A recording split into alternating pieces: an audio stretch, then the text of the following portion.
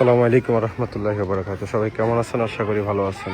চলে আসলো ধামাকা গরুর বাজার, চাঁদপুর ফরিদগঞ্জ আষ্টা বাজার, গরুর হাট, কোরবানি গরুর হাট। এই যেখানে মানে ভরপুর গরু আছে। এখন বর্তমানে ওই রকম গরু এখন আসে নাই, বা গরু আসতেছে এই পুরো মাঠের মধ্যে। এই পুরো মাঠে আমাদের ভর্তি থাকে প্রত্যেক বছরে। এবছরে ইনশাল্লাহ থেকেও বেশি আসতে পারে গরু ইনশাল্লাহ। আর এখন যে গরুগুলো আসছে বাস মানে আজকে রাতে আরও গরু ঢুকতেছে আমাদের এই মাঠের মধ্যে। এখানে কোনো ধরনের কোনো সমস্যা নাই। চাঁদপুর ফরিদগঞ্জ আষ্টাবাজার বা যেদিকে আপনারা গরু কিনতে চাইলে আপনারা আষ্টাবাজার চলে আসতে পারেন। গরুর এখানে হাসিল নিয়ে কোনো ধরাবাদি নাই, সমস্যা নাই।